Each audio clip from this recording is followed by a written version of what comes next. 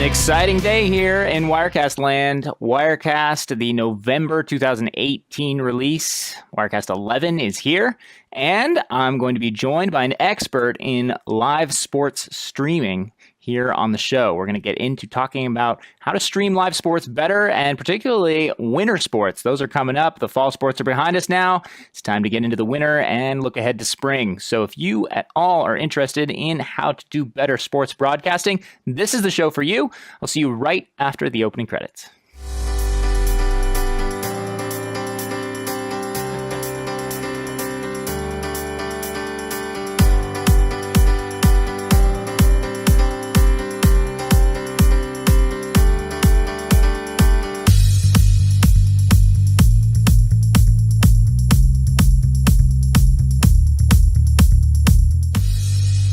Welcome back to another episode of Wirecast Live. I'm your host, Andrew Haley. Today is Thursday, November 1st, 2018, and it is another awesome episode of Wirecast Live. We are here every week, Thursdays, 2:30 p.m. Pacific time, and you can mark it on your calendar, or you can subscribe to our email list, telestream.net/Wirecast You can also get notified on any of the channels that we stream on, Facebook, YouTube. Those are great ways to get notified when we go live. And so those are a number of ways to catch up with us.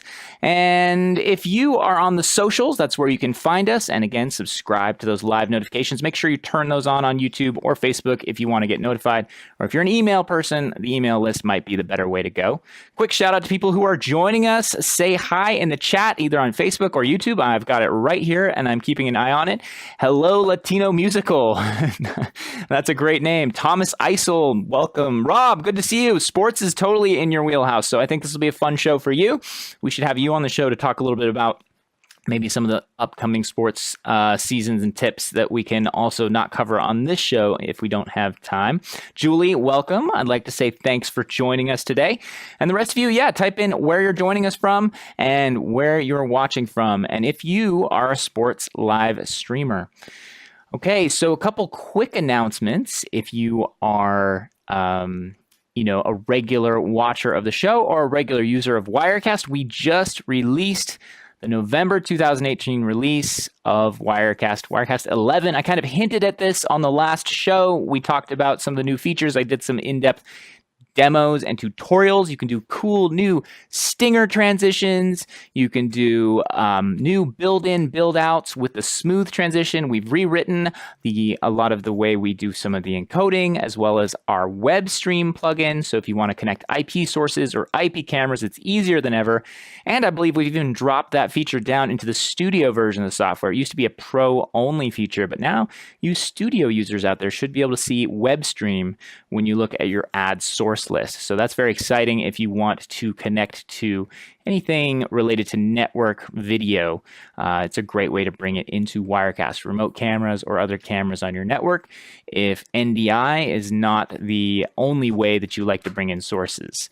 Okay, there's also a number of other things, including the new Facebook Live donate button. You can actually have a donate button appear on your Facebook live streams. That's possible if you set up live streams through the Facebook platform in your web browser. But now in Wirecast, in the advanced settings, you can activate the donate button as well for your favorite nonprofit or donation, 501c3, or even a personal fundraising or donation event. Facebook does have guidelines. You can check those out just by typing into Google Facebook donate or Facebook nonprofit, and they have a bunch of articles and stuff on their blog if you're curious on how to do that. But all that will be coming out, is out now, but we'll be coming out with more tutorials and other types of videos over the next few weeks and months to help you along with that.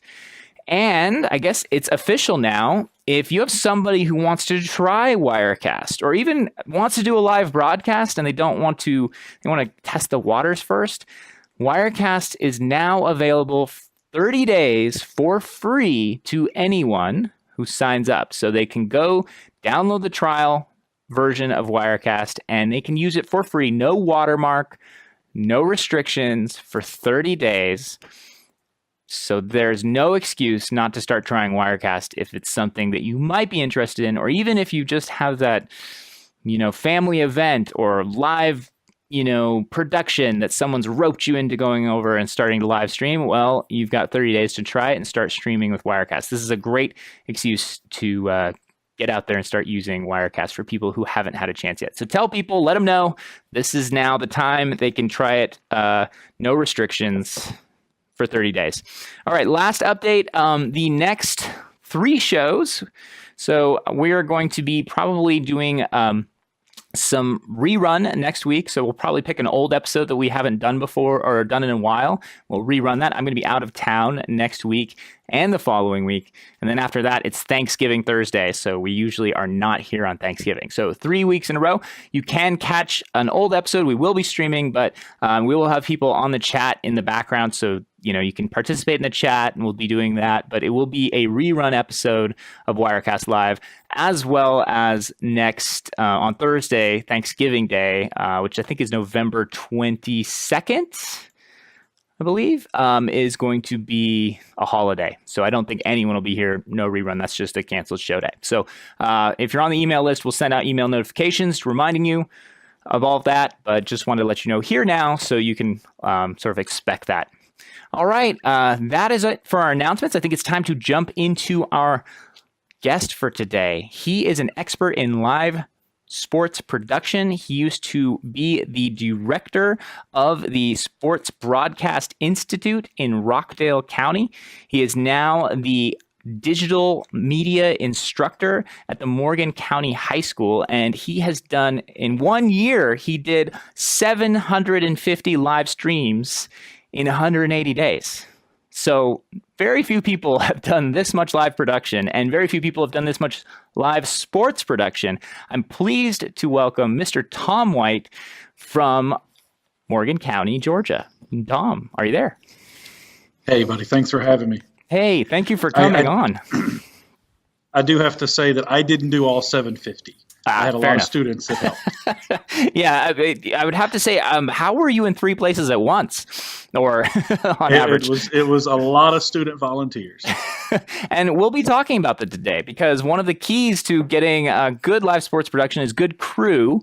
And particularly if you're in the high school or the club sports environment, you're not exactly high budget. You don't have a lot of money to pay people, right? So you really do need to rely on great volunteers or student help.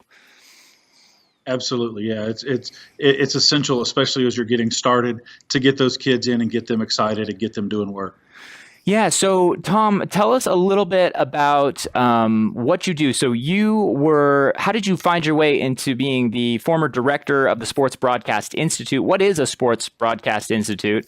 And then talk a little bit about sort of what you're doing now. And maybe even you could talk about, you're also a writer and a contributor to School Video News, which is a big partner of ours. And we're a big fan of that publication. So they actually were the ones who let us know, recommended you come on our show today to talk about this. Yeah, prior to teaching, I was in radio. I was a marketing director in Atlanta, and I literally was the story of in a boardroom on a Friday and a classroom on a Monday. I literally fell in love with education and fell in love with teaching kids. And one of the areas that I saw a lot of potential for growth was in sports broadcasting. So 3 or 4 years ago, we started the Sports Broadcast Institute because we had 3 high schools that we worked with, and they all had sports, and there just was a fountain of opportunity there for kids. And we streamed football, basketball, baseball, and soccer primarily. This year, I started in Morgan County. I started the digital media program here, where we've hit the ground running and have already done softball, volleyball, football, and we're heading right into basketball and wrestling as we head into the winter. And then the spring, we'll get back into baseball, soccer, track and field, and those sports. Yeah, and one of the things actually was funny. We said, "Hey, streaming your fall sports," sort of thinking, it's still fall. Leaves are just beginning to fall off the trees. It's only been going on for a week or two now. But in the high school sports world, fall sports, that's over and done with. We're moving on to winter now. You've got like 2 days or left of football and maybe basketball and volleyball. Yeah, football, the regular season ends tomorrow. Our Friday Night Light game is tomorrow night. The playoffs start next week. Volleyball, the state tournament is this weekend, and softball, the state tournament was last weekend. So the three major fall sports have ended in the last 10 days. So schools down here get started a little earlier. Our school started August 1st, and our first football game was August 7th. So we really hit the ground running and put 10 games on the calendar real quick and got them taken care of. Man, so do you is Morgan County high school regularly in the state tournaments? You mentioned state tournaments. Is that a common thing for you guys every year? One of the greatest things about this system is the expectation of excellence. Across the board, as a sports guy, to come to Morgan County was a blessing. I mean, we literally had kids on our bass fishing team. Yes, we have a bass fishing team. I was going to say. Is that a fall sport or a winter sport or a spring sport? It's kind of an all-year sport. I was going to say. They've had a couple of tournaments already this year. They had one last weekend. We had a couple of guys qualify for the state tournament in that. But last year, the football team made the playoffs. Both of the basketball teams did very well. Soccer did very well. The baseball team had a very good run. The softball team was 2 outs from making it to the final tournament last year. So the expectation here on the athletic field and in the classroom is very high. And as a sports guy, getting to come and do this is a blessing. Well, that's pretty cool. It sounds like it was the right spot for you when you moved from the, your former job into this new one as the digital media instructor. So yeah, let's get into it a little bit. I want to we have 5 tips for live streaming school and winter sports. And then we can kind of, once we get done with that, let's maybe circle back and talk about stuff we, can't haven't had a chance to get into, but I have a lot of questions for you around sort of techniques and tips, how you approach certain sports over others, maybe talking about training your volunteers or your students, and then maybe we can get a little bit into your sort of system on how to build this and build an efficient machine for this type of streaming. So I know sports streaming comes with a lot of particular challenges, and each sport, bass fishing is a great example, would be very different from the type of a setup you would need for a different kind of sport. So if you have members of the audience, or if you have questions on Facebook or YouTube for Tom, or there's a particular sport that you've been trying to stream and you've been having challenges with, I'm sure Tom may have some ideas for you to help you tackle that. So let's get into it. So 5 tips for live streaming school and winter sports. And Tom, your first tip, I'm going to pull this up here. Tip number 1, know the flow. What does that mean, Tom? You got to know the flow of the game. A couple of weeks ago at a volleyball tournament, I kind of got caught with my pants down. I forgot that in the fifth set of a match that they don't go to 25, and I missed an opportunity to really kind of market that a little bit, and make sure that our graphics were right. I was surprised when the 15th point hit and the crowd went wild, because in my head we still had 10 more points. So knowing the flow of the game, knowing, for winter sports, knowing in basketball what a technical foul does to a team, and knowing that last 3 or 4 minutes on a clock in a tight game could take half an hour of actual live time. In wrestling, knowing what the points are, knowing how they're going to score the points, and knowing some of the defensive strategies and needs of the wrestler, so that you can really kind of put them on the forefront. That's really a great point. And actually, you mentioned something there that really piqued my interest. You said I would have changed my marketing in how I did that if you'd remembered that the 15th point was the final point in the 5th match. Is it match or round of a volleyball game? Match. Okay. Or it's 5th set. In the match. Okay. Yep. So, what did you mean by that? What would you have done differently, and what do you mean by marketing when you're talking about a in the moment live production with a sports broadcast? There are things that get people's attention, a changing graphic. For me, I kicked myself because for some of these girls, that was the most important point in their career.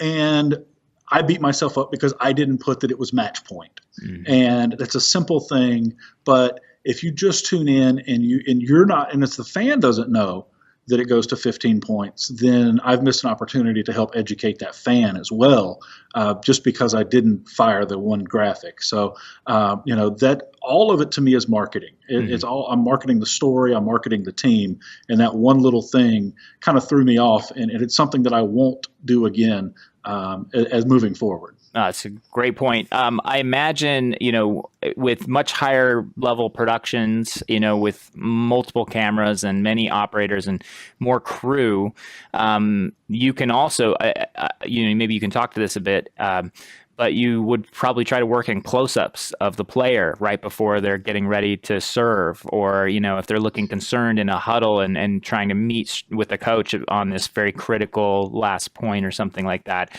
Are there ways that you try to throw in that human drama in critical moments in a sports match? Absolutely. There is nothing better than a really tight shot on a player who just made the game-winning play, or the player who just blew the game-losing play, and changing those camera angles and just telling the story with the camera lens more than the words. That's I tell my students a picture's worth 1,000 words, and in video we're doing 30 pictures a second. So we're given 30,000 words a second, and we have to use all of those words in order to really tell that story. All right. Well, that's a great point, and I actually want to come back to it and talk a little bit more about the details of how you try to provide the equipment and the setup to enable your students or your productions to sort of tell that story with the camera. Because I know there's also a challenge when you just want that wide shot of the field or the court. A lot of sports production really doesn't lend itself to close-ups, tight close-ups of action, particularly if you're running a small crew. So let's put a pin in that. We'll come back to it. But your second tip, plan the show, but let go. What do you mean there? The old adage is you can't call an audible till you call a play. So I know what's going to happen when the show starts. I know what I want to happen. I hope I know what my on-air talent is going to say. But then once the ball goes in the air, you really don't know what's going to happen. So you have a plan, and a great example, several years ago, I did a basketball game. It was a girls' game. It was a really good team versus a really bad team. And the score at halftime was 5-0, because the really bad team basically just held the ball, and we don't have a shot clock in Georgia. So they held the ball the entire half. You don't have a plan for that. So you're immediately going into, what can I talk about if I'm the air talent, or, what can I show? Because literally there's 10 players on the court, and there's one girl standing with the ball on her hip at half court. And that's just where you really have to punt and come up with something to say. And thank God for the internet, because we started looking through record books to find other games that we could talk about that had been in a similar situation. And it's just you plan it, and then you go from there. Working on football, that's the biggest thing for us right now, obviously. We work with the University of Georgia's journalism school, and they send their students to do our talent for football. And they have these ideas that they really want to do, like an interview with a coach at halftime. Well, we get out there and our mic doesn't reach to the far sideline. So then what do? But we had a plan, and we figured it out. And that's the biggest thing is, I used to get hung up in, well, this is what I really wanted to do. Well, sometimes the game doesn't lend that. Yeah. No, absolutely. And no shot clock for the state of Georgia high school basketball games? Are you really? Really, it's an interesting strategy point sometimes. And, if you can't beat them, just wear them down by doing nothing. Holy moly. Held the ball for the entire second half. Coach was like, now's the time. Let's just, we got the lead. Let's hang on to it. Well, the team that was our home team, they got the tip off. They scored a layup. The other team got the ball in. They couldn't get it across half court that time, so our team stole it and shot a three. So we were up 5-0 in the first half. And I want to say that the other team scored 5 points total in the second half when they came out of it. So it was probably good strategy for them to keep the game within reach, at least to the third quarter. Wow. Okay. So, those unexpected moments, I think that's true for any type of live production, and anyone in the chat here can comment on that, on something that came up unexpectedly during a live stream. I know just literally the minute or two before we went live, right, today we were, something went wrong and unexpected happened, and you just have to roll with it. And I imagine that's, even more the case with games. You think games always go the same way, but there's got to be unexpected things that crop up during the actual playtime that you have to roll with as an announcer or producer on a live sports event. So those are some great examples of how you can learn to roll with it and make some adaptations. So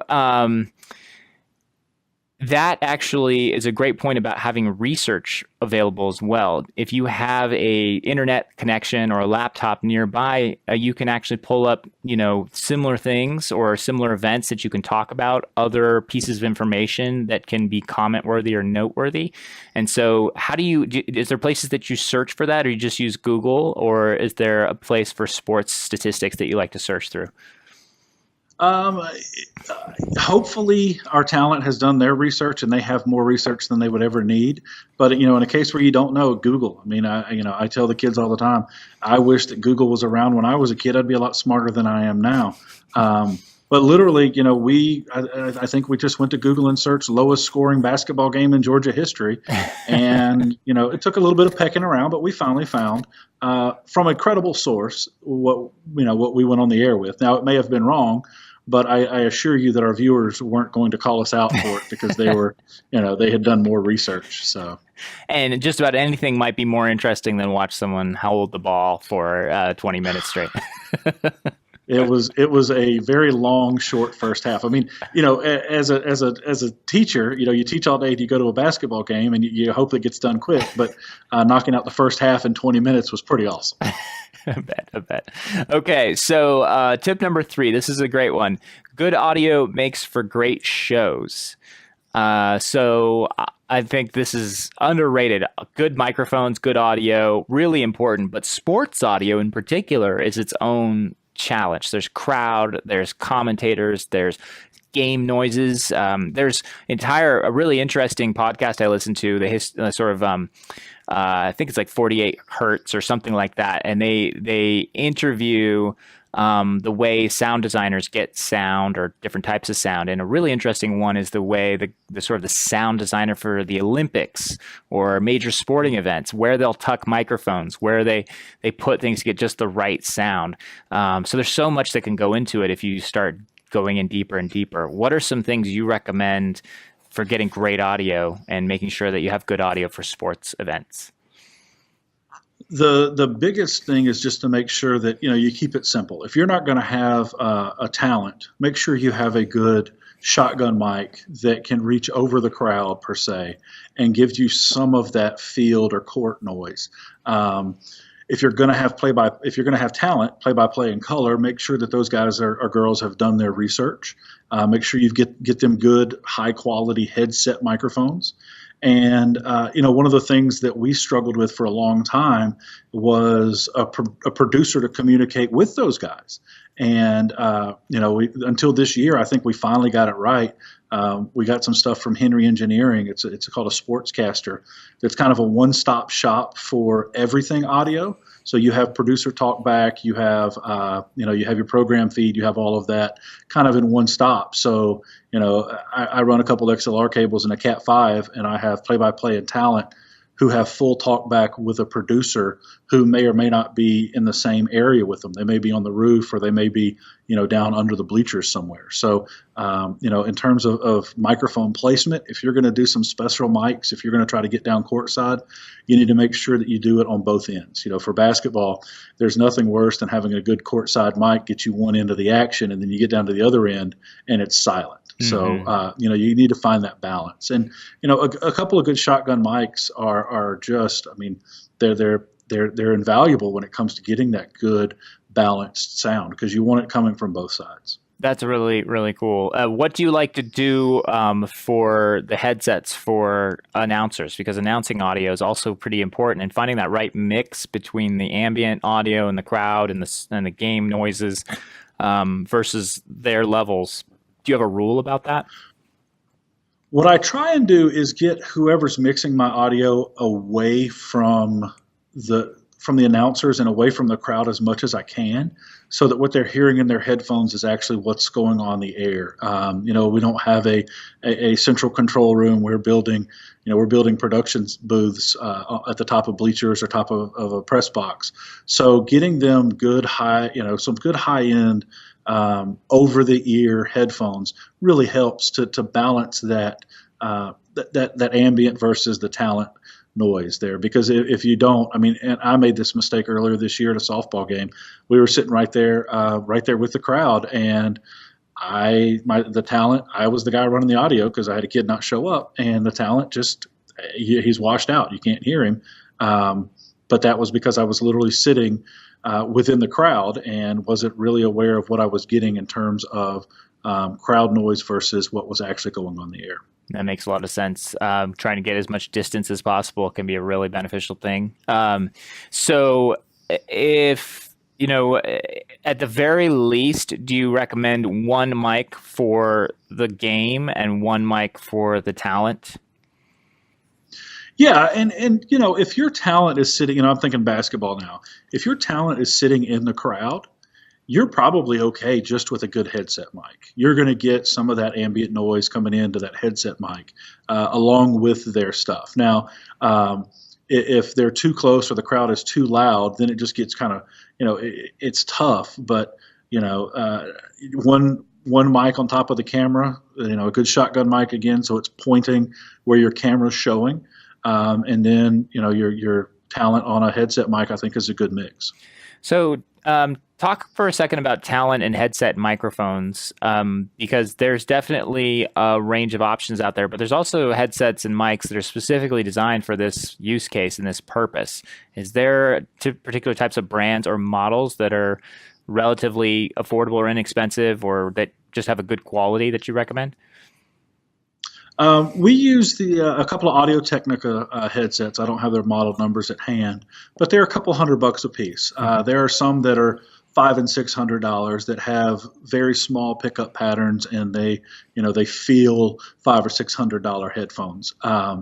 But the key is getting a headphone that is closed backed, it's open, it's closed eared, and that you can put right at your mouth, so that if it is a crazy loud environment, you can still kind of get through that. So, like I said, we use Audio-Technica. I have a fly to land on my nose. We use Audio-Technica stuff, and it has worked very well for us in terms of killing some of that ambient and giving us a good solid audio feed from our talent. That's great point. And then you mentioned that with these headset mics, it's really important that they not only have a microphone pattern so that the audio gets to Wirecast or the production system or the audio mixing system that you're using, but they also need to have return audio to the actual headsets so that the talent can hear each other if there's, I guess, two people talking, and then maybe even the producer or have someone say, hey guys, we're taking a break real quick, or hold on 1 second, we're going to go to the sideline reporter. So is there, and you mentioned an all-in-one system that kind of handles that. Can you say that again and talk a little bit about setting that up? Yeah, it's Henry Engineering's Sportscaster, and it is a one rack unit size device. It's got three inputs that come from their sports pods, and the sports pods are really cool. They're powered over Cat5 cable, and that's also how the audio comes back in return.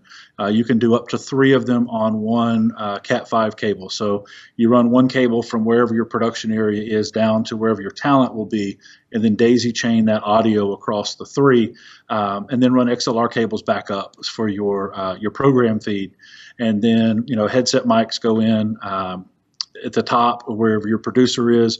Your producer has a headset mic, and they can talk back directly. Your play-by-play guy is always live, but they can do talk back amongst your other talent as well. It's also got some interesting things. A sideline mic basically built in that just is an XLR input that we use with a wireless mic. But the really cool thing about that is it really is, you run a couple of cables and you have what in the past took 2 or 3 different devices and it really was tough to get everything connected and get it connected the right way, and get the right people, the right mix at the right time. And this is the sports pod, the remote end unit. The talent has, they have the talk button so they can turn their mic on or off. They also have a cough button and a talk back, and they can control their local and return audio. So it really is it's a very cost-effective device that's really easy to use and really small. I mean, I've got it for basketball season in a 2-rack unit box. And I have my switcher and encoder in that box as well, and it just it's 2 rack units that is not much bigger than a suitcase. All right, so I think I have it here. So let's just pop to my desktop here, and is this the one? That's it right there. Okay. Those are your talent feeds coming back. Your red knobs there to the left, and then, you've got your field mic. That's our and then you have 2 auxiliary mics. That would be your mics out on the court getting sound, and then your talk back there in the middle is how your producer talks to different groups. So it's got 3 subgroups. Do you punch the button? The producer punches the button on there to kind of say, "Hey, I want to talk to the pods. I want to talk to the field." If somebody's out there operating a camera or cameras, field and camera talk back sounds a little different. If those are, you wouldn't talk to field mics very often. Well, no, you wouldn't talk to them as often, but if you have someone on the sideline, we use a wireless monitoring system for our sideline guys. So our producer can punch that button, and it gives them a shout without affecting our talent. So for us, hitting the talent button and saying, "Hey, after this touchdown, we're going to a break," or counting back in from a break, it's a pretty nice tool. Okay, and is this a hold to talk, or is it a toggle? It is that one is a hold to talk. Okay. The cameras is a toggle. Okay. So the pods in the field are hold to talk. Okay. And so these are also talk back buttons next to each knob here. If you want to just talk to one person. Those are your mic on if you're not using the sports pod. Okay. But that is how you control your mix there with the knobs. Okay.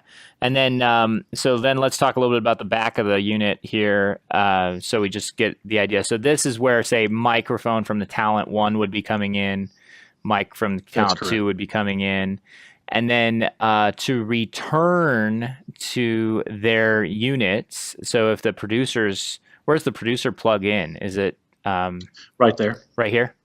Your producer, yep, right there on the front. Okay. And then to return audio to these, the talent, where is that going out to them? That's going out of your Cat 5 cable, or Cat 5 output right there. Okay. And then this all goes to this little unit that they all have. That's correct. Got it. Okay. So the Cat 5 plugs in there, and then their microphones, do they plug in here, and then they're out to the main unit comes the XLR to the microphone input on the back of the. Correct. Yeah. Okay. Your headset mic goes in the back, and cool. Your XLR comes out of the back. Oh, here we go. Looks like there's the back of the unit. Yep. So, and are you doing pass through with these? Yes, you can. You can literally daisy chain 3 pods together. Okay. Pretty handy. This is a good system. Not too pricey. No, I don't know the numbers off the top of my head. I want to say that the sports pods are. Please don't quote me on this. I want to say they're sub 500, but we can look it up. And the Sportscaster is around $2,000. I maybe again don't quote me on that. No, it's fine. I don't know. But it really has changed what we do. I mean, we were using a Mackie VLZ12 and using the Alt 3 and 4 channels and kind of backdooring all of that. And it just, and it just was frustrating because every week there would be another problem where someone couldn't hear, or the producer wasn't happy with the levels, or the talent wasn't happy with the levels. So this has really opened it up to where the talent can set their return to whatever they want. They can have their local to whatever they want. So the more narcissistic talent can crank theirself up and have the producer down low and act like they didn't hear the cues. And I'm curious here, but the Audio Technica headsets you mentioned, did they have they obviously have the mic in from the headset, from their microphone, but they also have a secondary plug for the phones or the talkbacks. Yes, they do. So, and then tell me about this. Why is there a talkback and a phone's The output sports jack? pod, the sports pod was built. It was actually before the Sportscaster, Okay. and there was another device that Henry Engineering sells that you would need some different inputs for. So that's what the difference is that the sports pod, it can actually be used for a couple of different applications. I gotcha. Okay. So then, those Audio Technicas need to have an XLR. So whatever headset people end up using, they need to have a mic output, ideally XLR, and then they need to have some sort of a, it looks like is that a 1/8 inch stereo mini or quarter inch? It's a quarter inch. It's Okay. quarter inch TRS. So 1/4 inch TRS for the actual headphones. And then I assume that some headsets have the mic, and then they also just have a single cup for an ear as opposed to two, a double. I have never even thought about purchasing those. Yeah. So Yeah. we always go with a double ear so we can isolate as much noise out as we can. Yeah. I'm going to do a quick Audio Technica search here for kind of so people can see the headsets that were technical. Whoops. Maybe something like this. Yeah, the ones out there on the top look close. Okay. Yeah, that's along the lines. That'd be right. That's the upper end. Yeah. Okay. And then here it is. You have your mic out, and then you have the headphones. Yep. Okay. So I get really interested in this system because any live production, you really need. I mean, I just always wonder how all the cables fit together because it gets complicated. When you're trying to find this stuff on your own, you're like, I don't. Okay, so I need to be able to hear them in the headphones, but I also need a microphone, and I need everybody to be able to hear each other. But everyone needs to be able to hear something slightly different. It gets really complex. And when the guys at Henry Engineering and I were talking about the Sportscaster, they literally said this could be a game changer, and I really think it is. But prior to teaching, when I was in radio, we had the Braves Radio Network, and the setup that we had to use in order to get the right people hearing the right thing at the right time. It took 10 to 15 different cables, and that was before you got to headsets. So this eliminates a lot of that. It eliminates a lot of the runs, for longer runs, because you want your talent, in a place that they're, for basketball, you want them down courtside near the scorer's table so they can see the officials and get the scores. And for football, you want them in a press box where it's isolated. And so it cuts down on a lot of those runs, and it cuts down on the need for a lot of just single-use cables. I mean, right. For us, it's XLR cables and Cat5 cables. And if you're doing live streaming and you don't have those, you're not doing live streaming. That's a good point. Everyone should have those. So I think that's really important because I know that for the uninitiated or the layman, people who may not have had a lot of experience in their own studios or on productions or professional productions, this stuff isn't just out there for you to find. It's not like there's some sort of, everybody knows, what to do, and you just need, every equipment needs this piece and this plugin and this cable, and everyone's gonna be able to hear it. I know monitoring systems can be a bit of a hard to find, and so even when I was doing Google searches for how we would do our talk back here in the studio, there was never a one size fits all system. So I can imagine that, at least for my own curiosity, it's really helpful to have these details. So thank you, Tom, for diving into that with me a little bit. Absolutely. Okay, so I also noticed another question here online. Looks like David was saying, you mentioned, I think it was David, he said, you mentioned long camera runs. What do you mean by long camera runs? I think it would be good to clarify. Cables. The more cable, every time you have to run a cable, we call it a cable run. Mm-hmm. And if I don't have to run 5 different cables to do that one specific thing, then it saves me a ton of time and a ton of money, because every time you run a cable, you run the risk of breaking it, especially when you're using volunteer high school students.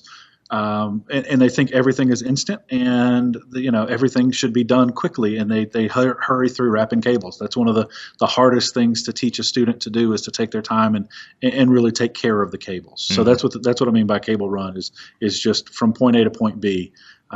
If you go online and look at some of the stuff that some of the pros are doing in some of those trucks, they're running hundreds of miles of cables. Which is why they have to get there on Thursday for a Sunday night game. Right. That makes a lot of sense. And actually, some people left some links in the Facebook chat there. So you have links to the Henry Engineering Sportscaster. So thank you, Christopher, for putting that up. Let's also put a link to that. And then Rob Munzing says he also uses the Audio Technica headsets. So he likes the sound of them, and they seem to be a good price. I think Audio Technica in general, I've always been impressed with their stuff. Price to performance, they're generally a really good brand and a good buy. Absolutely, their stuff feels really good, and it sounds really good, and and that really does matter. If it feels like it's $1 million, well, you're going to try to talk like you're $1 million. There you go. So one other quick question about cable runs. What is roughly the length? I know that with video cables, I kind of know the lengths there. With SDI, you're looking at about 300 feet or so. Give or take. HDMI 50 feet, give or take. What about XLR? What is the rough cable distance you can run an XLR cable without any booster or sort of retransmitter? I don't like going more than 300 feet. Okay. Just because, and it depends on the cable. If it's a high impedance cable, you're talking, a guitar cable, for example, you're talking 30, 40 feet. But if it's an XLR and it's a good quality XLR, you can go a couple hundred feet. We have a spool here that is 280 feet that we don't have any trouble with. We put a 50-foot cable on the end of that if we have to, and we always have trouble. So I try to stick at about 300 feet. That's a great rule of thumb. So about the same distance as a good SDI cable. And then Cat 5, of course, has a similar distances depending on what the rating of the cable is and what you're trying to do. But you should be safe there. For most cases. Obviously, football stadiums are a bit of a different story, especially if you're trying to get cameras across the stadium, at the end zones, and around there. Do you have any suggestions about getting cables, setting up for a football stadium? If, with football, you really have two options. If you want to cover the entire stadium, you have fiber cable, which is coming down in price, and the tools are coming down in price. And you have wireless, which too is coming down in price. But with wireless, you run into, am I just sending video, or am I sending video and audio?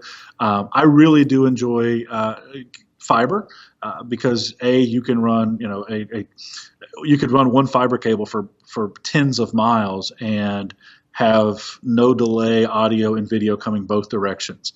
Again, the price on that is a little steeper, and the risk factor. You can't just go buy any cable off the shelf for fiber. You have to have a good tactical cable. So it kind of depends on the scenario. They're going to both cost about the same. You're going to either spend $2,000 for a good wireless system, or $2,000 or so for a good fiber system if you're going to try to get all points of a football stadium. Interesting. Okay. All right. I think that's pretty good as far as covering our bases around cables and sort of some stuff. And we got off, into some, useful details there, because I didn't want to let that, getting good audio, it's one thing to say, it's another thing to actually set up and figure out how to do, especially a sports game. But there's still 2 more tips we need to cover here. So let's take a stab here at tip number 4. Let the video do the talking. That's an interesting way of phrasing that. What do you mean when you say that? This is it's something that I struggle with. Coming from radio, I'm used to there having to be a person to tell the story. So I still struggle with let the camera do the work and your on-air talent complement that. So obviously, if there's a player driving to the lane in basketball, the viewers can see that, but they may not be able to see that number. So instead of saying Johnson dribbles and drives and dips, and Johnson to the lane would be a much simpler thing to do, so that your viewers can see and go, okay, well, I know who that is. Okay, he made the shot or he missed the shot. Too often, and this again is my crutch, I want to talk my way through it, and I want to just tell them every detail. I have a student who I worked with a little bit last year here, who I got to call a lot of softball games with this year, and his delivery is so perfect. He has no idea how perfect it is. He is so deliberate in what he says, and it all has a point and a purpose. Whereas for me, I'm just kind of the wildcat going, all right, and it's just, I'm counting their steps down the first baseline. And, he's, his delivery is, she bunts it and she's running really hard. And the video, there's the reason your viewers are watching as opposed to listening. You're just supposed to compliment what the video is doing as opposed to describe what the video is doing. Yeah, and I imagine that gets a little different if you're casting for both the video live stream, but also for an audio feed or a radio station. I imagine that in an ideal world, you'd want those announcers to be different people. Yeah, absolutely. You can within 5 seconds of turning on a broadcast, I can tell if it's a radio guy or if it's a TV guy, because of just the way that they're describing it. A TV guy is they're going to give you the details. They're just going to say, Johnson to the lane, and they're not going to talk about him dribbling with his left hand or crossing over or that kind of stuff, because you can see that. And there's a definite art to that. Where do you go and where do your students go, or where do you recommend they go for training on this? Is there formal resources where people can learn, or our viewers who are watching now can go to become better announcers, better game callers? Again, we live in such a wonderful time. They can just go online and turn and mute whatever they're watching and just practice. There are formal training. Sports broadcasting is getting huge, growing larger in post-secondary education. University of Georgia started their sports media certificates 5 or 6 years ago, and these students get a ton of practice doing play-by-play and writing stories and that kind of stuff. But the most important thing, and I actually had a conversation with some other teachers about it the other day, is to just do it. And as teachers, we have to give them the opportunities and give them constructive feedback, because there's a lot of vulnerability that comes with doing that. Kids are scared. They're afraid they're going to say the wrong thing. They're afraid their peers are going to make fun of them. So we have to kind of support that and push that through. But the biggest thing is to just practice, just to do it, and the kid that I worked with this year, he's a baseball fanatic. And I don't know this for sure, but I guarantee you he just sat in his room with his TV on mute and done play-by-play just for himself. And that's the biggest thing. There are things that you can do and watch and people to emulate, but just do it is the most important thing that those kids can do. That's really cool. And I imagine that being a good game-caster is almost directly proportional to your research and your sort of broadcasting ahead of time. You're sort of knowing before the broadcast who the players are, interesting details, and obviously the sport or strategies that may be common to certain teams, coaches, or players. Yeah, absolutely. And it goes back to knowing the flow, knowing what's going to happen, knowing that, you're about to get into a situation in basketball where every time the team comes down the court, the other team is going to foul them. It's about being able to look at a jersey as it's flying past you and know that that's number 5 and that's this person and they're this year and they've got this many points in the game already. But the research is probably the lost art for a lot of people. They don't understand that you're not just going to sit down and call a game and be great at it if you don't prepare. You can wing it, but it's not going to be a good broadcast. You got to know who's playing, you got to know their stories, and you can always tell the people who do the best research. And that's why, people like Steve Holman, who's been with the Hawks 30 some odd years, he literally knows everything there is to know about the Hawks. And, at the Hawks radio network's not going to let that go. And there's a reason that, all of these guys have these long careers, because they know what they're talking about and they know who they're talking about. That's cool. Do you have any particular statistics or informational tools that you use for your broadcasts, like something like Stat Crew comes to mind, things like that? Um, yes and no. We provide the coaching footage for all the coaches that we shoot for. So we have access to that stuff. And in return, we have access to their notes. So there's a lot of times that we'll go in and peek at their notes and kind of see what they've got going on. In the high school realm, the player turnover is so frequent. So, you're going to have, for basketball, you're going to have 12 kids for the majority of the season. Well, then when JV season ends, you might pick up another 6 or 7. So for high school sports, it's game by game. It's, here's where we are. If there's someone who is, spectacular and they're shooting the lights out and they're getting close to their 2000th point, yeah, you should know that because the game's going to stop. The game's going to change when they do that. But in terms of overall stats, we don't have any of that yet. At the high school level, I've talked to several college folks, and they would love for us to have the kids start using Stat Crew and that kind of stuff, so that they can start getting those things, because more and more colleges are using that every day for different sports, and to have a farm system per se would be very beneficial. But we just don't have that yet. Mm-hmm. Yep, something to put on the roadmap. Okay, so a couple comments or questions from the audience. One is back to what we talked about with cable runs and cable wrapping. Broadcast Cooper Scully, which I love that name, is wondering what is cable wrapping? What is the best way? It depends on who you ask. I am an over/under guy. And you can go online and Google that, or go to YouTube and find it. The key to cable wrapping is that you need to be able to gather the cable quickly, but also distribute it quickly without knotting.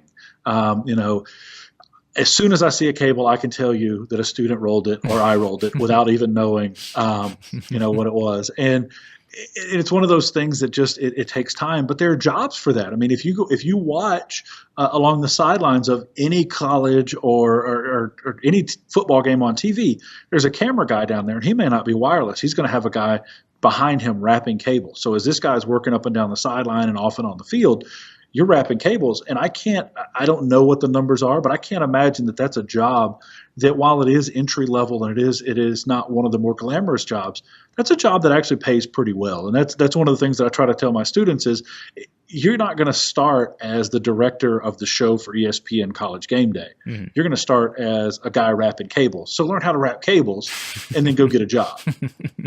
Because that's really a lost art. But yes, I'm an over/under guy when it comes to wrapping the cables. All right. So, and rule of thumb here being that if you can, get the like you said, if you can gather the cable quickly, and if you can distribute the cable quickly without knots or twists, you've won. So whether you're over, under, or any other school of cable wrapping, that's the goal. And so that's a great point. You're shooting for that. And you mentioned a spool. You guys have some spools that you just roll up for like your Cat 5s and things like that? Yeah, we go to your local home improvement store, and now's a good time to do it because the hose reels are on clearance. Garden hose. Cap out, run you some. Yes, absolutely. Perfect. And man, it's the best thing. We've got a couple that are 280 foot, and it's XLR and SDI that we bought a spool of SDI and XLR, and my stepfather sat there one day and taped the whole 280 foot together. So he got a good steak dinner out of that. But it's great to just go pull a cable and get a run and not have to worry about spooling it up later or wrapping it later. That's pretty cool. Okay, great tip there. Pro tip for you guys who are doing long cable runs. Rob says he uses wireless cameras for his field cam. Again, that is a great way to avoid long cable runs, but obviously you want to test, make sure your bandwidth or your connectivity or your signal is good for any Wi-Fi cameras you're running or wireless cameras you're running in your setup, because there's sometimes those can run into interference issues or quality over distance issues. When it comes to those, you get what you pay for. I mean, if you're going to buy You're going to buy a camera that says it's going to get 300 feet, plan on it getting 175. So you're going to have to go big on that. Mm-hmm. All right. Last tip for today. Stop watching other people's shows. Wait, I thought you'd want people to watch other people's shows. What do you mean by stop? Because I am super competitive, and I would watch other people's shows, and I would go, man, my show sucks because I don't have that. Or, I'll never have that. Or, I would watch a show and see somebody who had a kid who had a great camera angle and a great eye, and they got a great replay, and I would go out the next week and try to emulate that. And if you don't have the horses to run that race, you're never going to win. So I quit watching other people's shows to see what they were doing in terms of that competitive nature. Stop watching other people's shows just to focus on where you are. If you have one camera and one microphone and a computer and you're streaming a sport that's never gotten any coverage before, you're doing great things. That's a win. You're probably not going to have instant replay, but you're doing great things, and that's what it's all about. And you'll get to that point. It just takes time. Yeah, no, it's a really good point. And I think it comes back to resources and manpower, which is always how many people do you have? How many sort of students do you have to help you? Can you talk a little bit about sort of your process for getting students or volunteers trained, tips that our audience can use if this is something they're struggling with or trying to get better ideas on how to recruit better? You mentioned working with the local college. Seems like that's a great strategy for getting on-air talent, people who are studying this, partnering with other organizations in your area. But yeah, can you talk a little bit about that and how to build out an organization, whether at the high school level or just total all volunteer? The key is to find one or two people who can be your ambassadors. Right now, starting a new program, I'm 10 weeks into a program here. I left a program that had been around for almost 15 years, and I have one kid who, anytime I say, hey, let's go film something, he's ready to go. And I know that in 3 or 4 years, because of him being that ambassador for the program and telling his friends, we're going to be okay. When we started in Rockdale 8 years ago, the picture popped up on my Facebook memories the other day. It's the other teacher and I in a press box that's in a stall, for lack of a better word. It's not much bigger than a bathroom stall, and he's kind of hanging out the window with the camera, and I have the laptop on an upside down trash can. But we did that time, and that year, kids started seeing that and started appreciating that, and they started wanting to be a part of it. I won't start paying kids until I know that I have enough kids to pay. We can sell sponsorships and those type things, but recruiting comes from, it just starts with one person. And, I've got another person now who wants to sign on for basketball. So now I have 2 kids. And eventually, when we get to spring sports and there's a kid who likes baseball and he wants to do baseball, I'll get him in there and get him or her going and empower them. One of the things that I tell my students is probably not the most professional, is that the first time you walked, you really sucked at it. So I don't expect you to go out and produce ESPN quality footage in your first baseball game. You're going to miss plays. You're going to miss, you're not going to hit record. I had a student in the past who literally went to an entire broadcast and didn't take any equipment. I didn't know how to handle that. But he didn't get fired. I didn't cuss him out. I didn't run him out of town. But it was a long conversation. It was a difficult conversation. But empower those who want to do it. That's the biggest thing. Is it's not an easy job, and there's a lot of vulnerability that comes in to knowing that people are watching what you do. Mm-hmm. And today's teens, and that's who I speak to are about most. They're super critical of themselves because they're afraid of what their peers are going to see. Mm-hmm. No, it's a good point, and I love how you brought up that recruiting starts with one person. If you could recruit one person, that's really what you should focus on, one person at a time. The rest will grow over time as you continue to sort of be dedicated and show up each time. And then, of course, respecting people's learning curve, and that this is difficult stuff. It's not going to be perfect, and you shouldn't come down hard on people who are still learning, and you should be giving them the space to grow, make mistakes, and learn and get better every time they go without, trying to make them feel like they have to be perfect 100% of the time. So great points. Go ahead. One of the toughest things to do is balance expectation with perfection. So many people expect perfection, and that's not attainable. But you have to balance that desire for perfection with, the student or the volunteer. They're going to mess up, and you have to build them up. And in a live environment, it's intense, and there are times where, out of context, it looks like someone's getting chewed. But a little bit later, you go throw your arm around them, and go, "Hey, man, I love you, I appreciate you, but you can't do that again." All right. Well, great stuff. If you guys have any other questions for Tom about winter sports or fall sports that are wrapping up here, if you're curious about how to film something in particular or sort of recommendations, please put it in the chat. We're going to be wrapping up our conversation here. I do want to ask you, Tom, where can people get more information about the Morgan County High School live streams that you guys are doing, that you're putting out there? Where can they go to, if they have questions for you or would like some advice? Our website is mchslive.com. We're also on Instagram and Facebook at the same handle. And then my email there, tom.white@morgan.k12.ga.us. I respond best to email, though, on a Friday night in the fall, I might not respond till Sunday or Monday. Tomorrow night we travel 2 hours away almost to play the final game of the season. So, but I'm an open book. I love teaching. I love sharing. I have no secrets. Most of the stuff that I do, I stole from someone else.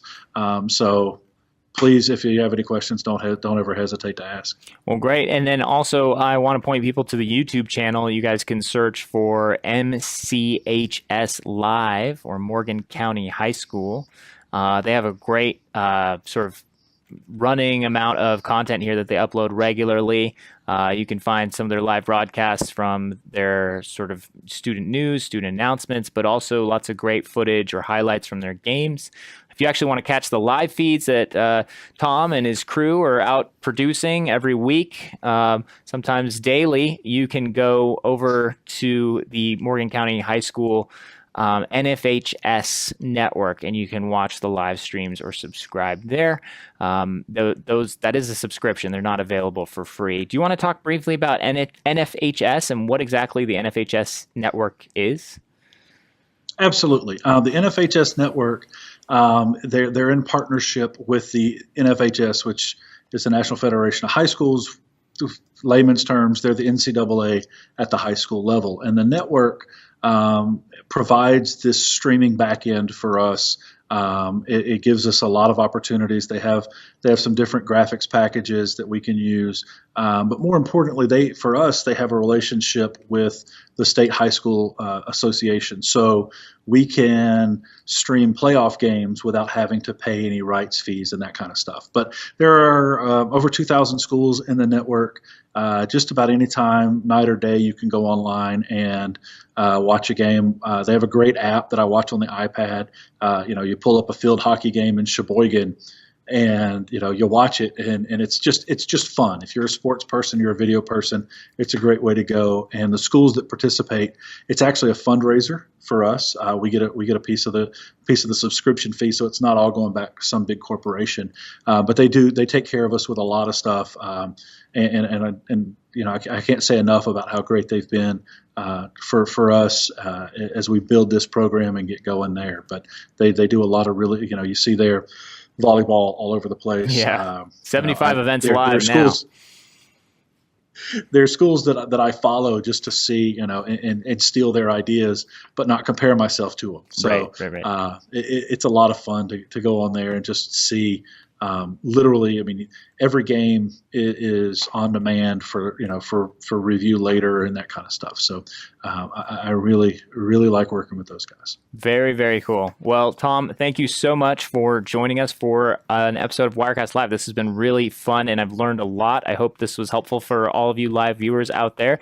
You can, again, find Tom at the MCHS, on Instagram or on YouTube, or reach out to him at the website. And Tom, thank you for your time today. I really appreciate you staying after school for us. Thank you for having me. I avoided all the rain. It's been pouring out there all day. Okay. It looks like it stopped, so I get to drive home. All right. Awesome. Well, thanks so much, Tom. We'll catch you next time. Good luck with the filming and the production tomorrow and for the rest of the season. Thank you. Thank you very much. All right. Take care. All right, folks, that was Tom White, the digital media instructor from Morgan County High School in Georgia. A great guy, really knowledgeable, clearly is building a program almost from scratch over there, and is, I think it's really exciting how far he's come already, and I'm just can't wait to see where they're going in the next few years. I think it's, like he said, build it one student at a time, and I think it's going to be really great. So thanks for watching. Thanks to all of you for tuning in, or your questions, your comments. There was some really great stuff going on in the chat. Hope this was helpful. If this was a very sort of sports is in your wheelhouse, it's something you like to do or learn more about, again, send us a question, or if there's other types of topics you'd like us to cover or guests you'd like us to bring on, we can certainly reach out to them. Next week will be a rerun, so we will pick an old episode. We have a lot of good ones in the archives. We'll probably play one of those next week and the following week, so stay tuned for that. We'll send out information on the email list, telestream.net/wirecastlive. And then, go get your copy of Wirecast 11. It's out now, so 30 days free trial for people who haven't bought or curious about that, and then it's a free upgrade for any of you who are currently subscribed to Wirecast. So since Wirecast 8, this is the thing, we get 12 months when you have the software, and you get all the updates, upgrades, and for free. So this has been really fun to see it happen. This is the first major version of Wirecast we've released since the first 12-month subscription expired. That was Wirecast 8 came out in September 2017. 12 months of free subscriptions. That gave people 9 and 10. And then September 2018, was the 12-month sort of limit. And then now we're in November, and this 11 came out. So pretty exciting stuff as far as that. So if you haven't renewed, you should renew, but that way you can get 11 just as a free update or a free upgrade. And check it out. I'm really excited. We're going to start putting some of those cool stinger transitions on the show soon. Deborah Lee will, I'm sure, update the software on our studio computer. And for the rest of you, thanks for watching. We'll be back next week with a rerun. And then also thanks to our partners for all of the equipment and tools and software we use to make this show happen. Thank you to you, our viewers. And this has been another episode of Wirecast Live. We will see you next time. Signing off.